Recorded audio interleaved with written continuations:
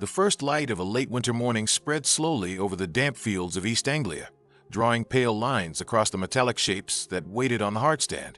The wind moved in low, steady gusts, carving ripples across patches of frost and pushing thin veils of mist over the perimeter track. The air smelled of cold oil, wet canvas, and the distant scent of coal smoke drifting from the village beyond the hedgerows. The aerodrome of the 357th Fighter Group came into focus the way a photograph emerges in a darkroom, shapes sharpening out of the gray, details surfacing one by one. Rows of P-51 Mustangs, silver skins dulled by night moisture, stood silent except for the occasional vibration as mechanics pulled propeller blades through to wake the stiff Merlins inside. A few hangar lamps burned weakly against the dawn, casting long shadows that slipped across the wings like the passing of unseen hands. The briefing hut had emptied only minutes before. Maps still lay rolled at the edges on the tables, and greased pencils marked the sweeping arcs of the bomber stream that would soon cross the continent. Inside the pilot's ready room, the air had been warm and dry, filled with the sound of boots on wooden flooring and the faint buzz of the overhead bulb that always seemed about to burn out. Outside, the world was harsher, colder. The men walked toward their aircraft with the measured calm of those who had done this too many times to count, yet still felt the bending weight of the day ahead. Flight jackets creaked. Oxygen masks swung from cockpit rails as crew chiefs performed the same precise rituals they had practiced since the first Mustangs arrived in the group. No one spoke more than necessary. Words felt fragile in the icy air. The squadron chosen for the deepest escort run that day carried the markings of the 362nd Fighter Squadron, the blue-nosed Mustangs that had become a familiar, almost mythic presence above the bomber formations. Their emblem, a lone knight's head flashing against a white field, seemed almost ironic now. The old chivalric notions the symbol suggested had long since dissolved, replaced by the mathematics of fuel, altitude, and kill ratios. Still, the patch remained on flight jackets and briefing boards, a reminder of origins even as the war pulled them into something far more impersonal. The commander walked a few paces ahead, his breath forming clouds that drifted past the wing roots.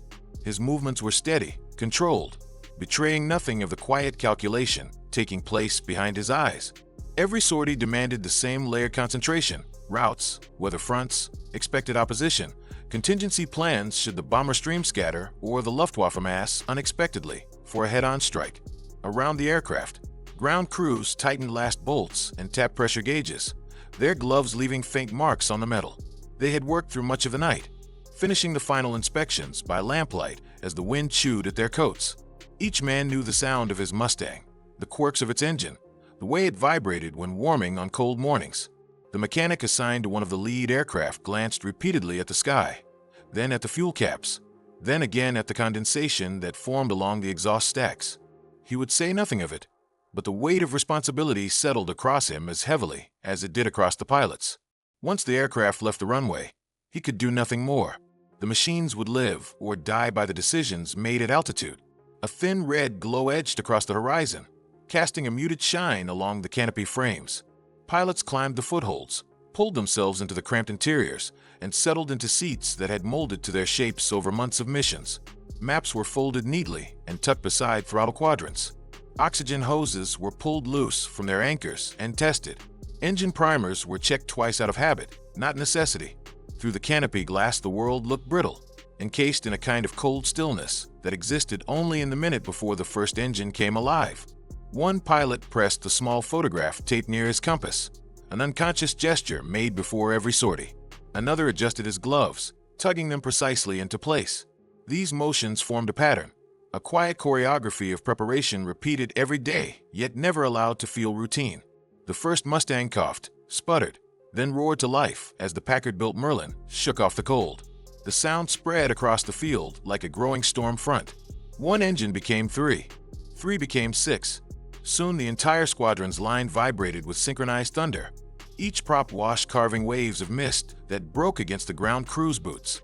The air warmed slightly around the aircraft, carrying with it the smell of burnt fuel and metal expanding under heat. Pilots switched on instruments one by one, watching needles rise into the green. The cockpit trembled. Control surfaces fluttered under light movements of stick and rudder pedals. For an instant, the sky above the field glowed with the reflection of spinning blades catching the first hard edge of sunrise. High above them, beyond the low-cloud deck, lay the cold geometry of a war entering its final accelerated phase. On this day, the bomber groups would strike deep into the industrial heart of Germany, testing the fragmented defenses that remained. The Luftwaffe, weakened but still dangerous, waited in dispersed fields across the continent. Young pilots with only a handful of hours in combat machines, veterans who had survived since the early campaigns, yet now faced overwhelming odds. Officers who could read the diminishing fuel reserves as clearly as any frontline commander. They would climb into their Messerschmitts and Focke-Wulf soon enough, driven by duty or desperation, unaware that the coming hours would shatter what remained of their strength. No one among them could imagine that so many aircraft would be lost before the sun touched the western horizon again. On the Allied field, the squadron received final clearance. The Mustangs eased onto the taxiway in two long, gleaming lines, their tails swinging in slow arcs as they followed each other toward the runway threshold. The engines harmonized at a deeper pitch, powerful and impatient. Frost cracked beneath the tires. The wind carried a faint vibration through the grass, as if the earth itself responded to the machines preparing to leap skyward. When the first pair rolled forward, the pilots pushed their throttles through the familiar detent, feeling the surge of 1,400 horsepower compress them into their seats. The aircraft lunged down the runway. The wheels lifted cleanly. The next pair followed, then another. Soon the entire formation rose like a climbing wall of silver, disappearing into the layered cloud that stretched over the channel. Above the overcast, the world changed. Light spread without obstruction, transforming the aircraft into bright, sunstruck arcs. Vapor traces formed briefly along the wings as the Mustangs turned eastward. The air was smoother here, colder, thinner, and silent except for the deep, measured pulse of the Merlins. The squadron settled into escort position, climbing toward the prearranged altitude, where they would meet the first waves of B-17s and B-24s coming from neighboring fields. The fighters leveled off, found their spacing, and slipped into the disciplined geometry that defined long-range escort missions. Below them, the hidden continent waited, still wrapped in fading morning mist. No one could know yet how the day would unfold. No one could anticipate the sequence of engagements, the sudden mergers of contrails, the spiraling duels, the strafing runs that would cut through airfields already pushed to their limits. But a certain tension existed in the formation, felt in the pressure of hands on throttles and the steady awareness of the empty space stretching ahead, an understanding shaped by months of brutal air warfare. The pilots knew the Luftwaffe would come. The only question was when, and in what numbers. As the squadron pressed eastward, the sunlight grew stronger, turning the metal surfaces into mirrors that flashed against the cloud tops. The horizon widened. The entire weight of the mission settled over the formation like a descending layer of atmosphere. The Mustangs flew on, resolute and silent in their purpose. By the time the squadron returned to base, more than 80 German aircraft had simply vanished from the sky. In the months leading to this morning, the air war over Europe had shifted in a way that felt almost geological, as if immense unseen forces were grinding against one another beneath the surface of the continent. The strategic bombing offensive had grown into a vast, relentless machine, consuming fuel, munitions, aluminum, manpower, and time on a scale unmatched in history. Factories in the United States pushed out B-17s and B-24s with an almost metronomic certainty, while training fields filled with new crews who would soon cross the Atlantic and join the rotating waves of missions aimed at the industrial core of the Reich. Yet the machine had once been deeply vulnerable. Early daylight raids had exacted a brutal cost. The Luftwaffe's fighters, guided by radar, positioned with care, and flown by seasoned veterans, had carved through bomber formations, inflicting losses that threatened to break the offensive entirely. The sky over Germany had become a crucible, and within it the shape of the future air war was being forged. The shift began when a new aircraft took its place in the escort role. The P-51 Mustang, sleek and light, carried a secret within its engine cowl. The Rolls-Royce Merlin, built under license by Packard and matched to an airframe refined into a perfect long-range predator, where earlier escorts had been forced to turn back halfway to the target, leaving the bombers exposed to the most dangerous portion of the mission. The Mustang had the endurance to go the distance. With drop tanks slung beneath the wings, it could follow the bombers across the Channel, over the coastal defenses, across the plains of northern France, past the Rhine, and deep into the industrial cities of central Germany. Fuel management became an art. The external tanks were drained first, preserved only long enough to get the fighters into enemy territory. When the tanks were jettisoned and the aircraft cleaned for combat, a transformation occurred. The P-51 became sharper, faster, more responsive. It no longer felt like a protective escort, but an offensive weapon in its own right. The Luftwaffe's pilots had once believed that American escort fighters could not maintain protection during the entire route. They had built their tactics around that assumption. Radar-guided interceptions launched against the bomber stream would be timed to occur when the escorts were low on fuel or already turning back toward England. Their formations were designed to hit from above and ahead, overwhelming the defensive fire from the bomber boxes. But by the time the 357th Fighter Group entered the skies of Europe, that assumption had collapsed. Mustangs appeared where they had no business being, above the bombers, below them, far ahead of them, and sometimes circling near German airfields themselves. Reports filtered into Luftwaffe command posts describing fighters with blue noses and silver wings that seemed impossible to shake. They arrived early. They stayed late. They hunted with a kind of cold precision that signaled a new phase of the air war. Inside the squadron, the shift was felt in subtler ways. The veterans who had flown older aircraft, P-38 Lightnings and P-47 Thunderbolts, understood the weight of protecting bombers. They had seen formations torn apart by German attacks, watched smoke trails arch downward from aircraft struck by cannon fire, heard the tight, controlled voices of bomber pilots calling out damage, wounded crewmen, or failing engines. The arrival of the Mustang did not erase those memories. It sharpened them into a kind of resolve.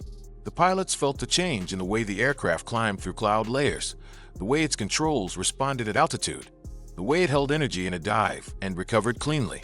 They learned to trust the 6.50 caliber machine guns that lined the wings, each belt filled with armor-piercing and incendiary rounds that could rip through aluminum skins and ignite fuel tanks in seconds.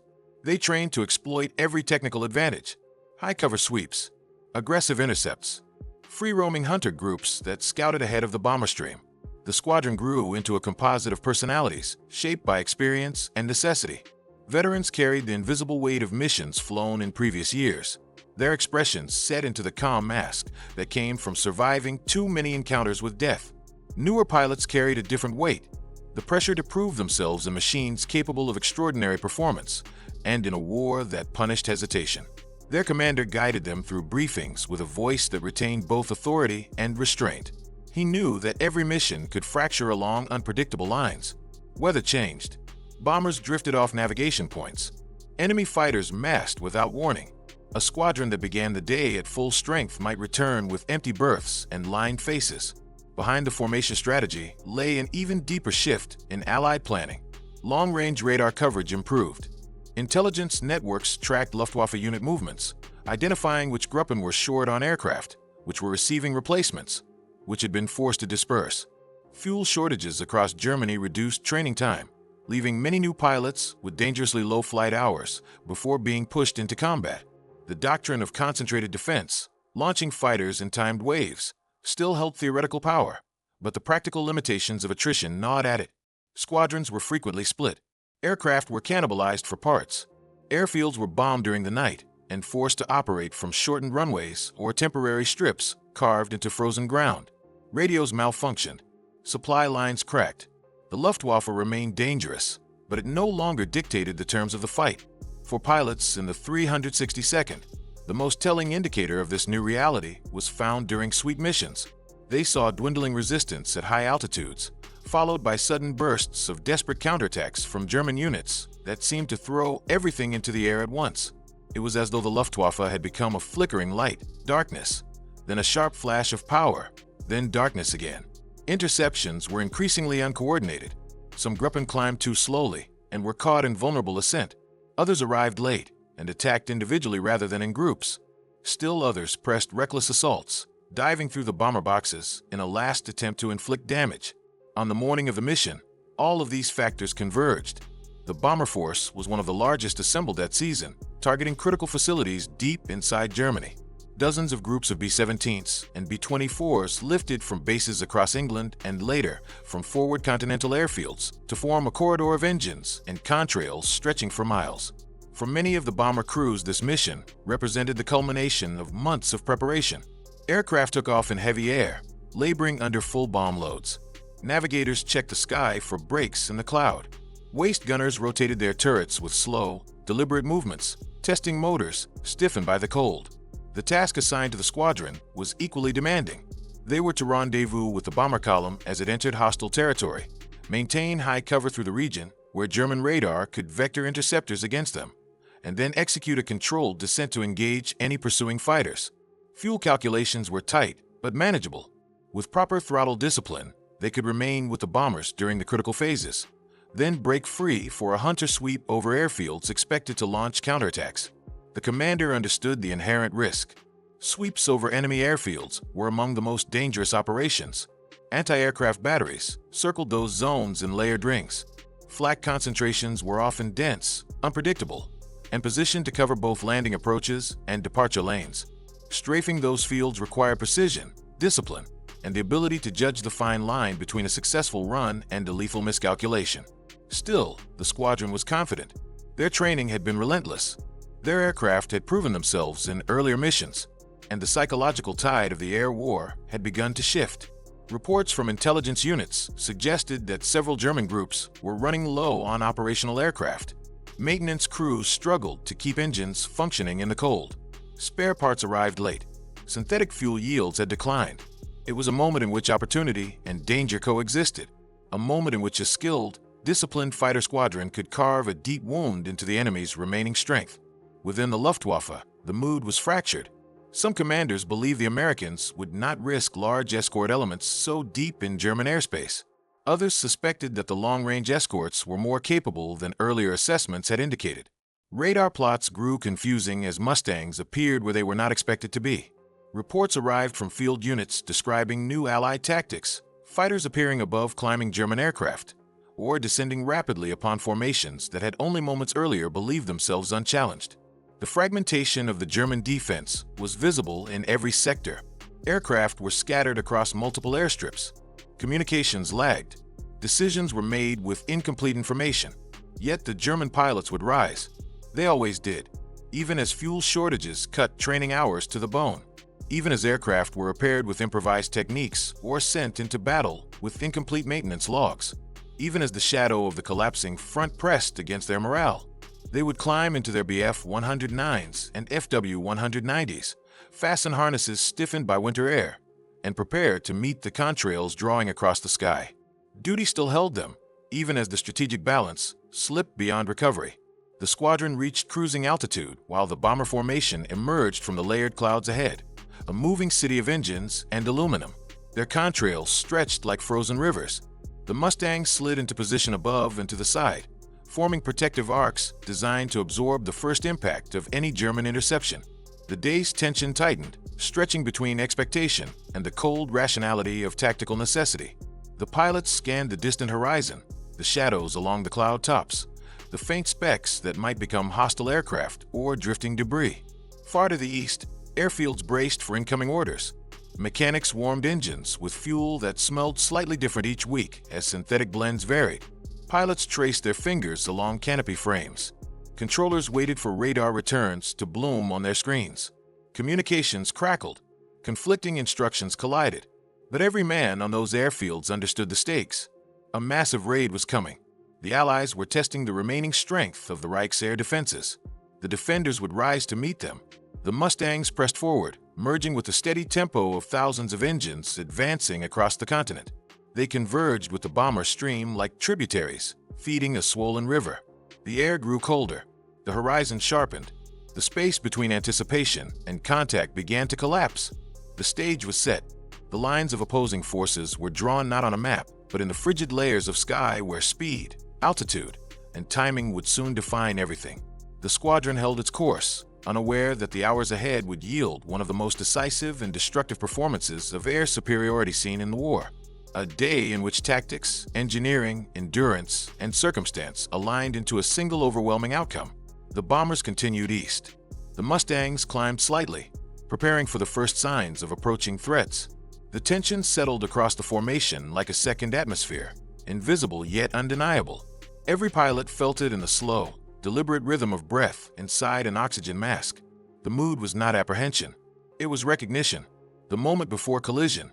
And as the squadron moved deeper into hostile airspace, the fragile equilibrium of the air war, already tilting, would slide further still, toward a day in which more than 80 German aircraft would be erased in a single, relentless sequence of engagements. The runway of the English field had long since disappeared beneath the clouds when the squadron reached the first waypoint. The formations adjusted their trim, leaning into the cold airflow that thickened at altitude. Contrails spread behind them in narrow, trembling lines. The horizon stretched into a hard blue arc below. The bomber stream advanced in slow, implacable rhythm, engines beating out a steady pulse that drifted upward like distant thunder. The Mustangs held their positions with a calm that felt almost ceremonial. Behind the calm lay calculation, fuel flow, manifold pressure, oxygen levels, coolant temperature, distance to target, distance to home. Every number mattered. Every mile they advanced narrowed the margin for error. Far ahead, the first thin smudges of German airspace appeared as shifting layers of haze. The sudden clarity of the sky suggested a change. The wind flattened. The sunlight sharpened. The freezing air seemed to take on weight. The pilots sensed, rather than saw, that they had entered the region where contact became likely. The commander scanned the upper angles of the sky with the deliberate precision of someone who had learned to trust instinct only after thousands of accumulated hours behind a gun sight. A faint glimmer caught his eye, movement at an altitude too high, too distant to classify. It vanished, then appeared again, then multiplied. The first engagement began not with a shout or a turn, but with a subtle tightening of the formation.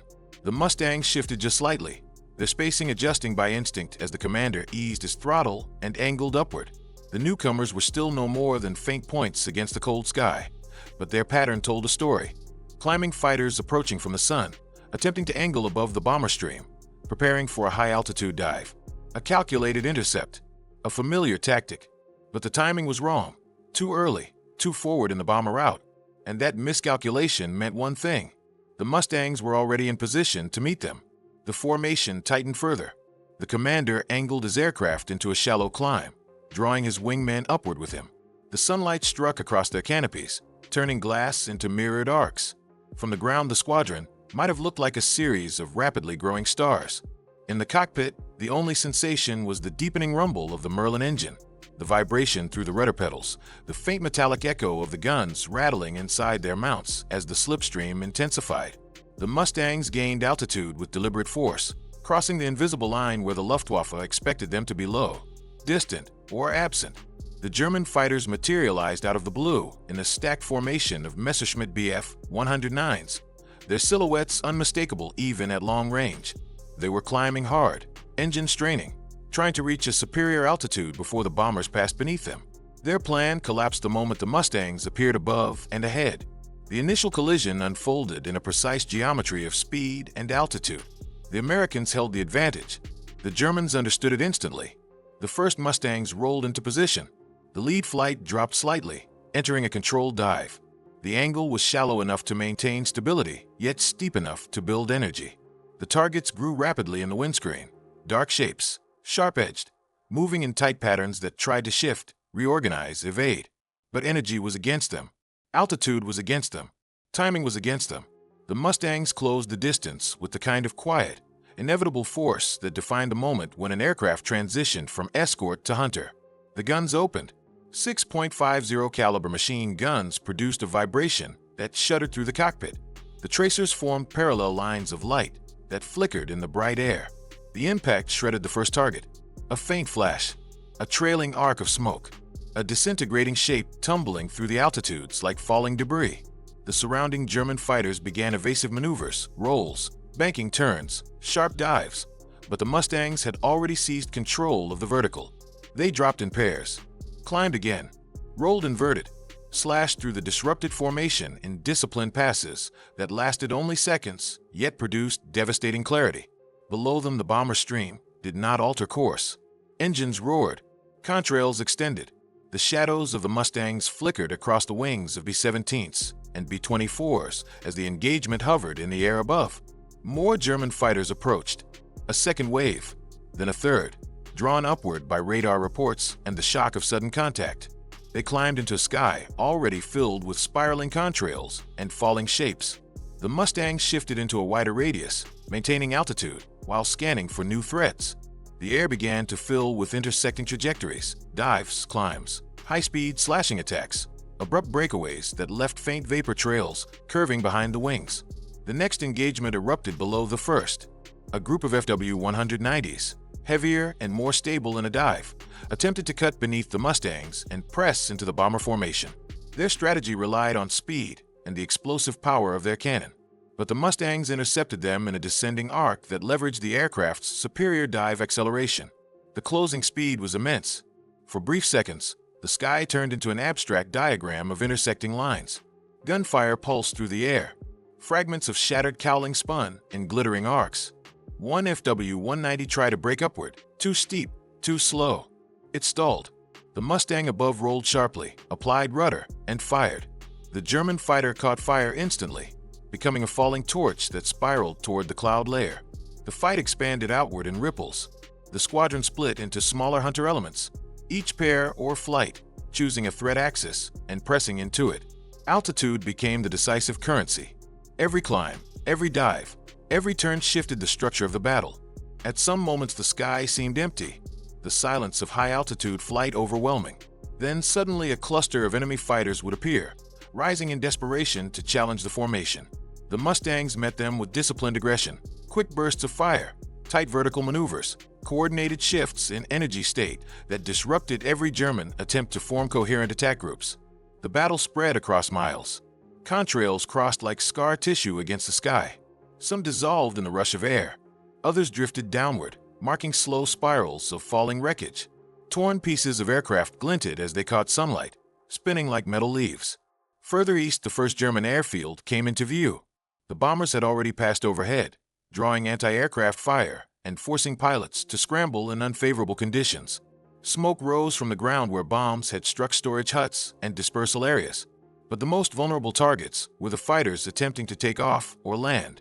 The squadron, now operating in hunter mode, angled downward. The commander calculated fuel, measured altitude, and judged the risk. The window was narrow but sufficient. He tightened the formation and descended in a controlled arc that cut across the airfield at high speed. The strafing run began with a flash of sunlight off the leading Mustang's wings. The aircraft swept low across the runway, guns opening in full bursts. Sparks erupted from grounded fighters, fuel tanks ruptured, and smoke blossomed upward in sudden clouds. German ground crews scrambled for cover. Landing aircraft attempted evasive turns, but the runway offered no room for maneuver. The Mustangs made disciplined passes, never too low, never too steep, always preserving the energy necessary to climb out and reposition for another strike. Two fighters attempting to take off were struck before their wheels left the ground. Another exploded in a sheet of flame as tracer rounds ignited its fuel. A fourth attempted a steep climb immediately after rotation, its pilot trying to escape into the vertical. But the Mustang behind him had already anticipated the maneuver. The guns fired. The rising fighter shuddered, rolled, and fell backward into a trail of smoke. The destruction accumulated in rapid, relentless succession. Aircraft burned on the taxiways. Wreckage scattered across the dispersal areas. The smell of incendiary smoke rose into the upper air where the Mustang circled, evaluating the field below before turning toward the next objective. The squadron climbed back to altitude, rejoining elements that had remained higher to intercept additional German fighters. More contacts appeared. Some enemy aircraft attempted to flee toward the east, hoping to escape the engagement entirely. But the Mustangs were faster. They closed the distance with ease, their engines producing a deep, confident growl that seemed to vibrate through the entire airframe. When targets appeared in the gun sight, the convergence of the .50 caliber guns shredded them in seconds. No extended chase, no prolonged duel, only decisive, efficient elimination. Another airfield came into view. The smoke rising from it suggested frantic activity. The Germans were launching aircraft in rapid succession, trying to push fighters into the sky before the Mustangs arrived. But the timing was off. When the first group of rising fighters cleared the runway, the Mustangs were already descending. Altitude became a blade. The Mustangs cut through the climb paths of the German aircraft with terrifying efficiency. Falling debris marked the path of the attack. Flames erupted in clusters. Ground crews scattered again. The battle no longer resembled a single engagement. It had become a sequence of interconnected destructions, air-to-air kills, strafing runs, ambushes during takeoff, pursuit of fleeing fighters, opportunistic strikes against aircraft attempting to land. The sky turned into a layered map of smoke trails and fading contrails, each marking another lost machine. Some German pilots fought with the fierce determination of men who understood They were defending the last remaining fragments of control. They climbed aggressively, attempting head-on attacks or vertical spirals. Their maneuvers were skilled, sometimes even brilliant, but the Mustangs held the advantage in numbers, altitude, fuel, and speed. Even the most daring German attacks were met with overwhelming firepower. Some escaped into clouds. Many did not. As the hours unfolded, the scale of the destruction became undeniable. Individual kills accumulated into clusters. Clusters grew into tallies. Tallies grew into a total that belonged not to myth or exaggeration, but to the cold calculations of sustained air superiority. The Mustangs no longer fought for dominance. They possessed it. The Luftwaffe no longer fought for strategic effect. It fought for survival. By late afternoon, the battle had thinned into sporadic resistance. The German air defense system, stretched to its limits, had committed everything that could fly.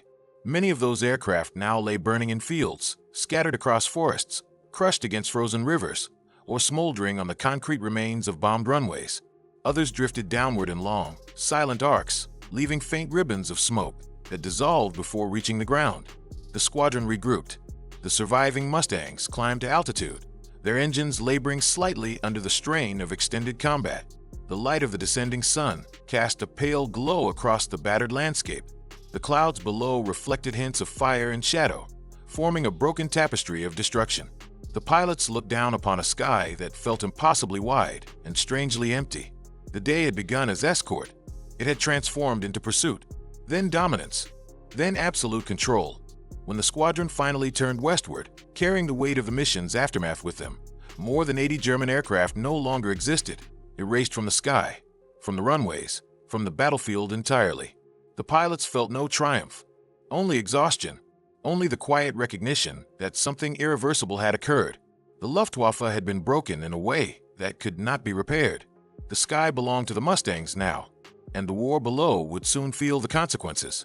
The sun was already descending when the squadron began the long, steady turn toward home, but the air around them still carried the heat and smoke of the battle they had left behind. The engines held a constant, reassuring tempo, their vibrations settling into the pilot's bones after hours of strain. The Mustangs flew in loose formation now, not out of complacency, but because the sky no longer contained anything capable of challenging them. The horizon stretched clean and empty. The silence felt heavier than the noise of combat. In that silence, the meaning of the day began to unfold. The destruction they had inflicted did not come from improvisation or reckless aggression. It rose from convergence of design, doctrine, and psychology, a fusion of engineering precision and tactical evolution that transformed a single fighter type into the dominant instrument of air supremacy. The P-51 had not simply escorted bombers. It had reshaped the very geometry of the air war. It could climb beyond the reach of interceptors, dive faster than anything sent to challenge it, and hold altitude with a steadiness that allowed pilots to dictate the terms of every engagement. Its range erased the Luftwaffe's assumption that Allied fighters would turn back early. Its endurance allowed it to loiter over airfields, observe patterns, and strike at precisely the moments when the enemy was weakest. The heart of its advantage lay in the Merlin engine. High-altitude performance no longer collapsed as it had in earlier American designs. Supercharger stages delivered power where it mattered most, above 20,000 feet, where interceptions were usually decided. The aircraft could enter combat with ample energy and leave it without surrendering speed. Every technical characteristic translated into tactical consequence. Drop tanks extended the radius of action deep into the continent. Their release transformed the Mustang instantly, from long-range escort to knife-edge predator. The laminar flow wing held lift with remarkable efficiency, allowing pilots to maintain smooth, consistent control at the high speeds, where gun runs happened in fractions of a second. The 6.50 caliber machine guns offered both volume and precision, firing ammunition that tore through airframes, ignited fuel tanks, and shattered engines in explosive bursts. But technology alone could not explain what had happened. The pilots had adapted to the machine with a kind of relentless discipline that turned tactics into instinct. They learned to think not in horizontal planes, but in vertical opportunities, climbing for energy, diving for position, attacking from angles that leveraged altitude as a weapon. They understood fuel consumption well enough to judge, within seconds, whether they could afford a sustained chase or whether they needed to brake and climb for coverage. They flew in loose elements that could dissolve and reform without losing cohesion. They trusted their radios, their wingmen, their own judgment. They moved above the bomber stream like fragments of sharpened metal, poised, silent until the moment of descent. The German pilots fought with courage, but they carried burdens that technology could not overcome. Training programs had collapsed under the weight of fuel shortages. Flight hours dwindled. Engines that required careful maintenance were rushed back into service again and again. Airfields patched runways with improvised materials that cracked under winter frost. The systemic erosion of the Luftwaffe's infrastructure meant that even skilled pilots entered combat with machines less reliable than the ones that opposed them. Some aircraft reached altitude late, exhausting precious fuel in long climbs. Others scrambled directly into the path of Mustangs, waiting in the upper layers of airspace. Desperation replaced doctrine. Improvisation replaced coordination. And every attempt to rebuild defensive structure collapsed beneath the sustained pressure of Allied air power. The psychological dimension of the battle carried its own weight. Diaries recovered after the war described Allied fighters as everywhere at once, appearing above climbing aircraft, diving from unseen angles, striking airfields in waves that seemed endless. The term Sergeant York from the sky appeared in more than one recollection, not as admiration but as resignation. German pilots wrote of visibility turning against them. Silver glints that once signaled protectable bombers now marked the approach of hunters who could outclimb, outturn, and outshoot them. A sense of inevitability crept into their language. The defenses were still manned, the aircraft still launched, but the confidence that once defined the Luftwaffe had thinned into a brittle shell. At altitude, the Mustangs felt none of that in words. They sensed it in the air itself. They could see the enemy's momentum failing with every engagement. They could feel how easily they held the vertical. The steady voice of the commander during repositioning runs reflected not triumph, but a deep acknowledgement of strategic transformation. The squadron was no longer preserving the bombers. It was dismantling the Luftwaffe piece by piece. The engineering superiority of the Mustang became most visible in how the day's engagements unfolded. Each attack run demanded acute control of speed and altitude. Too steep a dive risked overshooting the target. Too shallow a dive allowed the enemy to slip out of alignment. The pilots exploited their aircraft's ability to hold energy across maneuvers, maintaining the delicate balance between aggression and restraint. They understood the limits of full-power operation, how long the engine could tolerate high manifold pressure before temperatures climbed beyond caution zones. They monitored coolant gauges even in the chaos of combat, making micro-adjustments that preserved the aircraft's performance over hours rather than minutes. The discipline allowed them to strike again and again without surrendering the initiative. The .50 caliber guns played their own brutal role. Each gun carried hundreds of rounds, but sustained strafing required precise bursts rather than prolonged fire. The pilots timed their trigger pulls with practiced efficiency, short, controlled volleys that maximized damage while conserving ammunition for the next engagement. They struck engines, cockpits, fuel tanks, wings. On airfields, they targeted aircraft clustered near dispersal pads, calculating angles to avoid the heaviest flak.